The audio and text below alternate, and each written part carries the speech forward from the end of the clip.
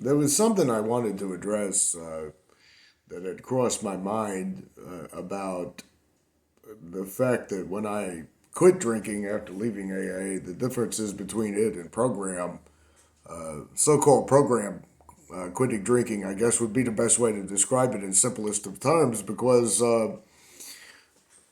when I left AA, I've talked about that on here before, I was totally 100% convinced I was going to drink myself to death. I pretty much knew that there were no solutions that were going to work for me. I had been in and out of treatment more than once. I'd been in drug court. I'd been in a mental hospital after the suicide attempt, and I'd pretty much lost my job and lost everything else, jobs, plural. And I didn't really think that there was any hope for me whatsoever. I really truly believed I was going to fall by the wayside and be one of those people that you find in a gutter somewhere after they died of alcohol poisoning in the wintertime or something even worse. I was really afraid, terrified of the idea even of getting my driver's license back because I know it's a terrible, terrible thing to admit, but I did have a problem when I got intoxicated with wanting to drive. Something that horrifies me now, something that terrifies me totally, something I can't even fathom imagining being in such a state where I'd get behind the wheel of a car and drive after. But one thing that I wanted to think about, I wanted to think about, when you think about something, you think about it. But one thing I wanted to point out that was different for me when I finally decided I was going to put the drinking behind me, I was going to try. I didn't expect it to work. I said, well, I might make it a month, I might make it a couple of weeks. I might, I'm going to end up dead from drinking. I already had symptoms and I made a video about that a long time ago, of alcoholic neuropathy that would flare up something terrible when I drank. I had, I don't think I have to go into a lot of detail about what life was like at the time. It was very horrible. It was very much at the very bottom of the barrel. It was pretty much over for me. And I didn't expect to stay without a drink. I wanted to say stay sober, but I just hate cult terminology so much. I just wanted to say I wasn't going to be able to keep away from drinking for a very long period of time. And when I did slip those last few times, the one thing I was dealing with was not even necessarily drunken benders. I did have a couple of more of those after I left AA. I had more than a couple of those. Those 3 and 4 week long things where you're waking up in the morning and you're drinking just to stop the shakes and the nausea. And a couple of times I did end up in hospitals and had to be put on Librium in order to overcome the alcoholic withdrawals. They put me on Librium and Ativan, and I had to. I forgot the official word, truncate, but I had to gradually lower the dosage until I could go without having violent shakes and anxiety and all that other thing. Because one thing about me, whenever I would have a drunken bender or whenever I would wake up from a night of drinking, the my anxiety levels was always through the roof, and most of the time I would have terrible anxiety around noise. I don't know how to explain it exactly, other than the fact a loud car. The idea, I didn't have to hear it, just the idea of a radio being turned up too loud was just terrifying to me. The idea of a radio being loud terrified me. The idea of a loud noise would send me into I would have cold sweat break out all over me when it would happen. I couldn't tolerate the thought of a stereo being turned up real loud or something like that. In fact, to this day, I have some kind of holdovers with that. Like if I want my music up really loud, I put headphones on so it won't be, I don't know what it is. It's a leftover from that because I'm terrified of it, really. I'm not going to say just terrified of a loud noise. There are times in my car on the interstate when I got a real good tune on, I turn the radio up pretty loud.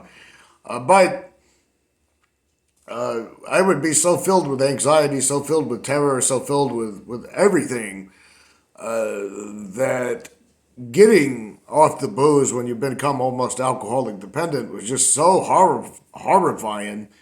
But that by itself wasn't sufficient to keep me away from it. what eventually happened is I realized that even when I was moderating little small amounts to prevent a drunken bender from happening, I was still feeling like crap in the morning, still feeling like shit, still having bad headaches, and still afraid of loud noises and things like that. So I almost never drank towards the end of my drinking career, I guess you would call it. I don't know what you would call it. I never drank that I didn't have to have something on hand in the morning to kill my anxiety, even if I didn't have a bad hangover, even if I hadn't been on a drunken bender, you know. And when I finally got off the booze, I guess I could navigate anybody who's trying to quit drinking. I could navigate you through what I did in terms of again, I didn't expect to stay away from liquor, and I'm not saying I'm cured. I'll never go back to it again, but I think it's a pretty reasonable expectation that I'm just not going to go back to drinking. And I didn't expect to make it for a very long time, but at first it was miserable. I mean, there's no point in trying to claim that, when you go to AA and you're supposed to be grateful no matter what, even when you're miserable or in pain or something like that, or when you do share something from the heart and everybody just laughs at you and mocks you. You can't be honest in AA. You can't tell the truth about what you're going through, but it sucked at first. It was really miserable. My mind would go in a million different directions because I would think about things like, how the fuck am I going to get through the holidays without being able to get loaded if I need to? How am I going to get through? How am I just going to deal with shit in general without being able to drink? Because I had never been able to deal with anything for a long period of time without returning to it, and I didn't feel that this time was going to be no different. And over a period of time, I didn't count any time. I didn't say day one, day two, day three. That was too much for me. And I didn't really see a point in doing that anymore because I had counted time before. I had picked up 90-day coins before. I had picked up 6-month chips. I had picked up purple chips before. I got a medallion at one point over the years in AA, a 1-year medallion. I didn't see no point in counting time any longer, so I didn't. I didn't really think about how long it had been. I didn't have nobody like some fucking asshole sponsor saying, how many days has it been since you've had a drink? And if you told them how many days, they'd say, yeah, but do you want to drink? That's the thing. Do you really want to drink? Or you really do, blah, blah, blah, blah, blah. I didn't think about that. I didn't really focus on that. And I remembered at one point, at first, like I said, it was miserable. I hated it. I didn't really kind of want to be sober. I wished I could go back to the old days of my early 30s and late 20s where I could drink, a little here and there. I love to get drunk. I'm not talking about drinking a little here and there. I'm talking about I could drink some every night, maybe have one too many, but it wasn't that big of a deal. I wished I could have got that back. I fucking hated being without it. But somewhere along the way, and I don't remember, I couldn't tell you when, and I think that was important. I think that this is important for the deprogramming process of leaving AA. If you want to leave AA and you're afraid of going back to drinking, this is kind of who I'm making this video for. I remember it was one morning at work. I was in the break room right before it was time to punch the clock, and I was putting my phone and everything in a locker that I had at the place, and I was going to step out the door and go smoke. And I heard these guys talking, these coworkers, and they were talking about the weekend. And one thing I noticed about people who don't really have a serious problem with their addiction, they kind of brush off drunken escapades as no big thing.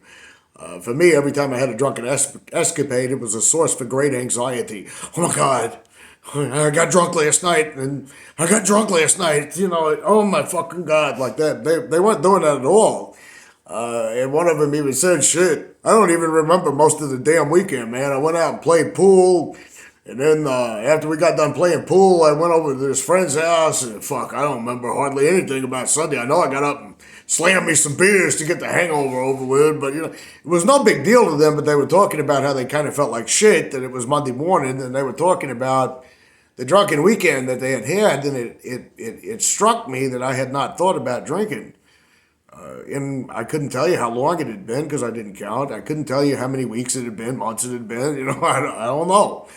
And I thought, well, I haven't thought about doing that in a while. I haven't thought about getting plastered in a while, or I haven't actually got off work and thought about, it really fucking sucks that I can't go get loaded now that, I didn't think about it like that and any longer. And I couldn't tell you when.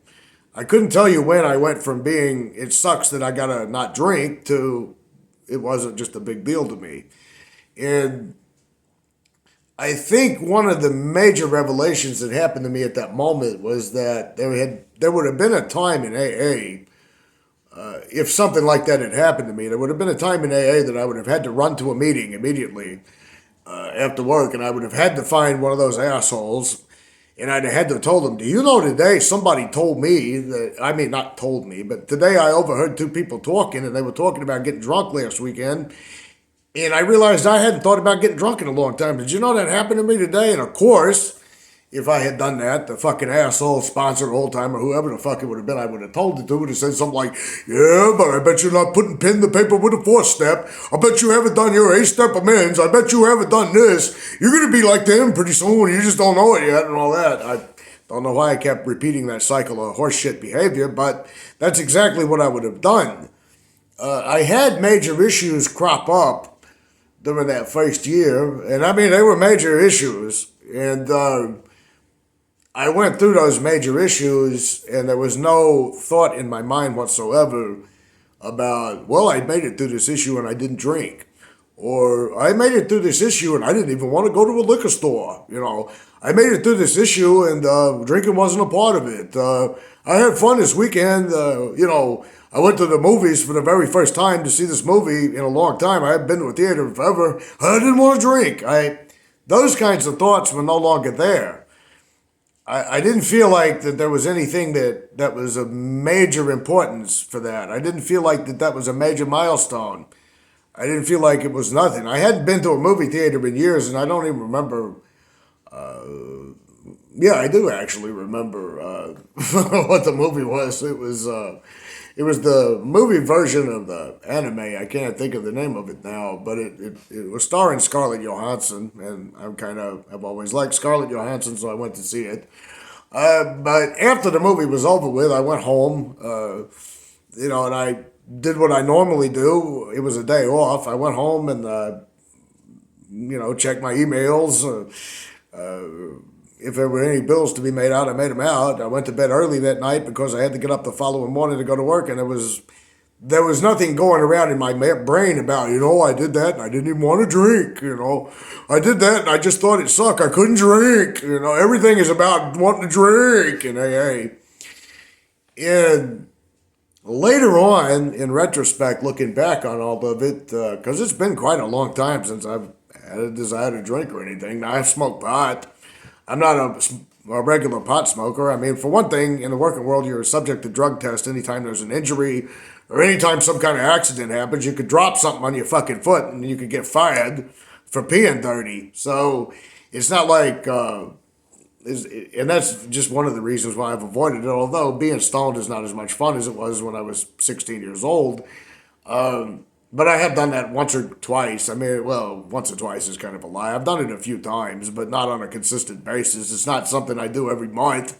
It's not something I do every 2 months. It's not something I do every, it's not like that. It's something I've done on occasion, which didn't make me want to drink. So AA people would probably say I'm not sober to begin with. But the point I'm leading up on all of this is a long time has passed since I've had a desire to go get drunk. And there have been times or occasions when the thought has crossed my mind, today would be a nice day to drink. Today would be a nice day to just get, and like I said, I was primarily a vodka drinker, so I don't know why the fuck bourbon crosses my mind. I guess there's a part of me that feels like I'm sophisticated when I'm drinking bourbon, Christopher Hitchens drank scotch. In fact, even when he was dying of cancer, people brought scotch to his book signing. So I'm like, maybe today's a good day to get some scotch. The last time that thought had crossed my mind, I remember thinking, yeah, but it's going to make my head hurt and it's going to make me feel bad.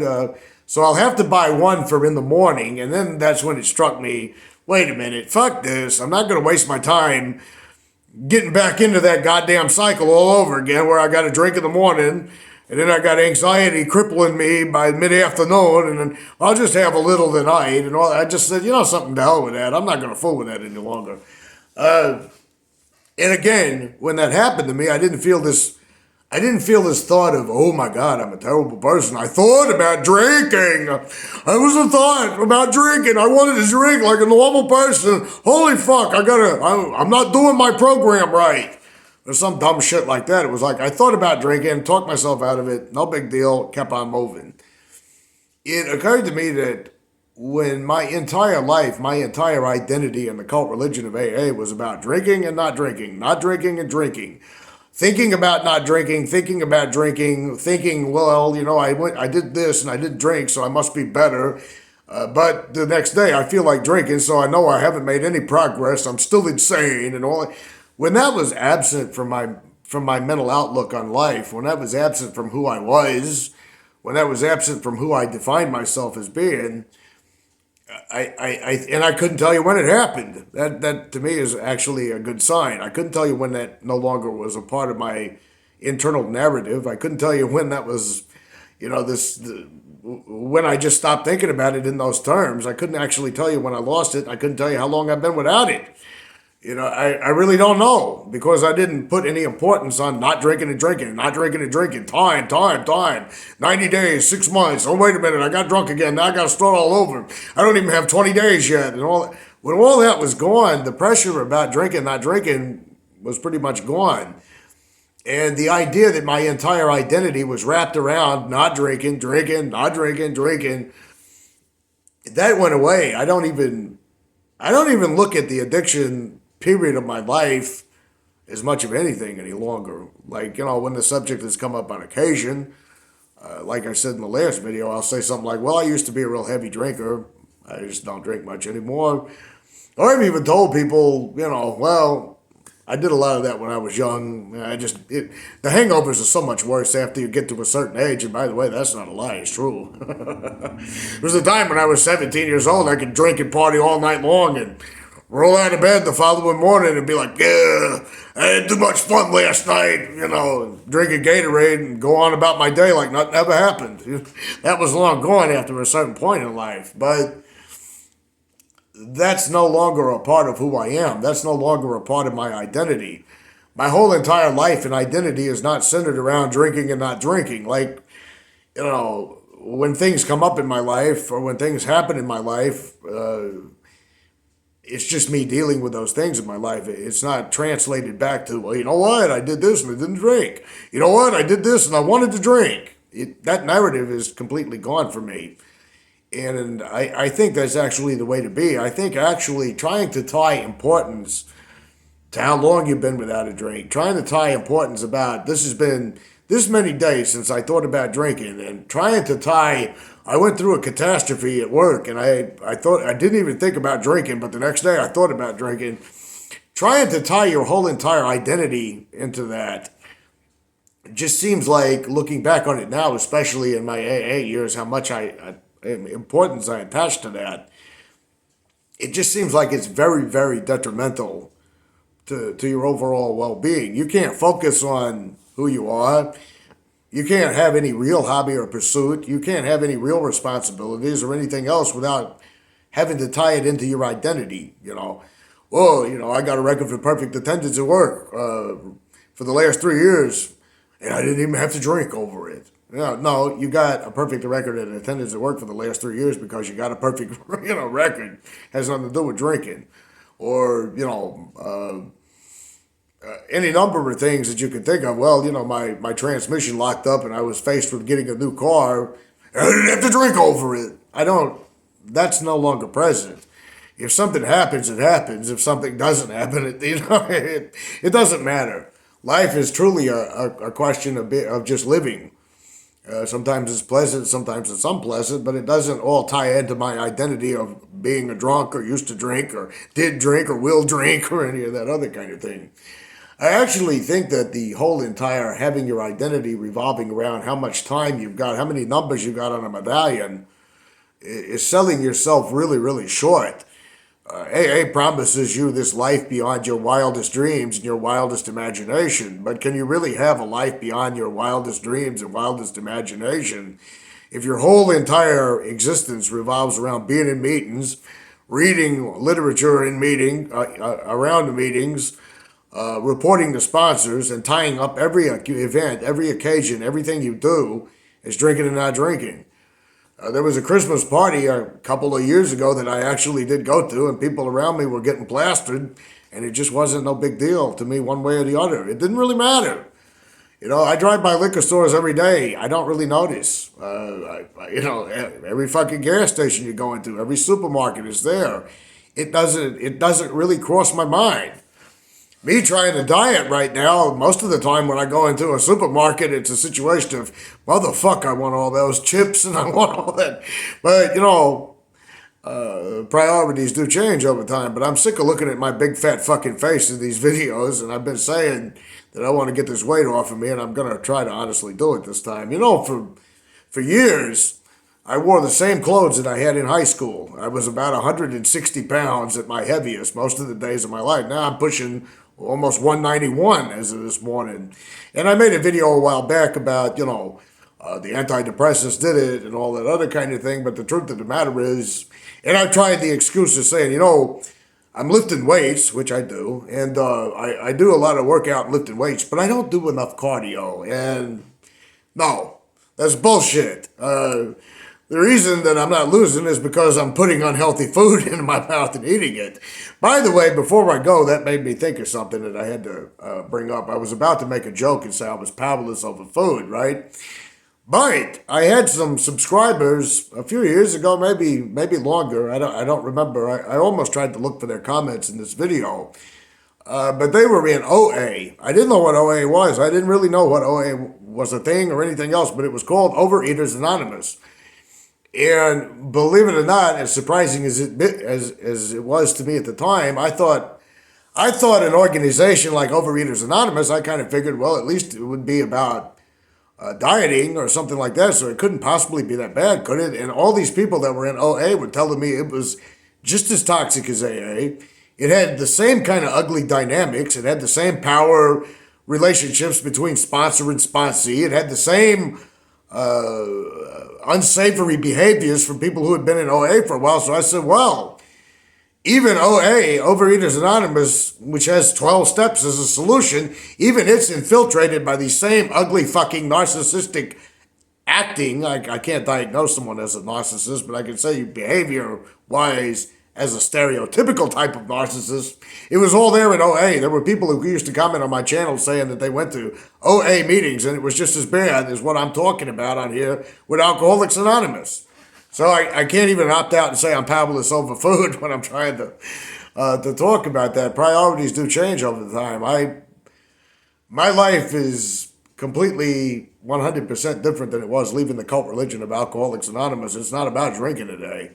It's about not buying Kit Kats and candy bars and potato chips for the past week or two. That's what it's been about. And a few other things. So chime in on these comments here and tell me exactly what you feel about the drinking, not drinking badge. I did a video on in recovery, out of recovery, and all that kind of thing for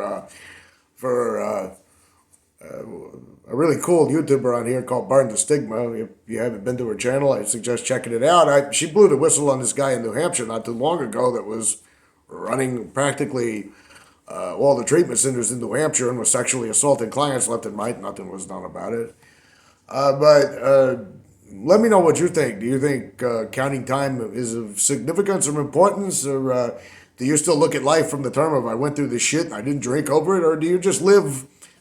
Do you just be, Somebody mentioned Heidegger in the comments in my last video. Well, he had a book called Zeit und Sein, Time and Being. And he talked about the nothingness and all that other kind of thing. But yeah, zu sein, to be, Shakespeare, all that. I'm going to read a subscriber comment this week. I have one in front of me from someone. And I could make a whole video out of this one as well because it pisses me off to even hear about this because I know for a fact this kind of shit happens. But they said, I spent 30 years in AA. In the last 10, I was a big book thumper and zealot, what made me change was my friend. My friend was raped and she was trying to figure out her part in it. When she looked at me and said she had to figure out her part in it, it was like scales fell off my eyes. Been a year away from the cult now. Really like your channel. Thank you.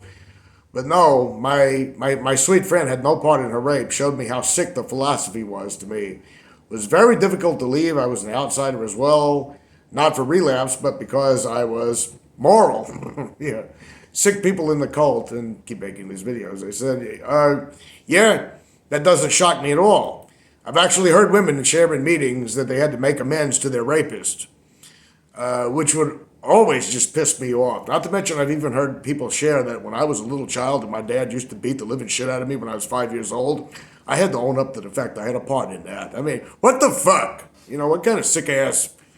There's nothing healthy about AA. Nothing healthy about it at all. You can quit drinking, you can leave AA, and you can live actually a life free of alcohol and free of drinking and not drinking thoughts.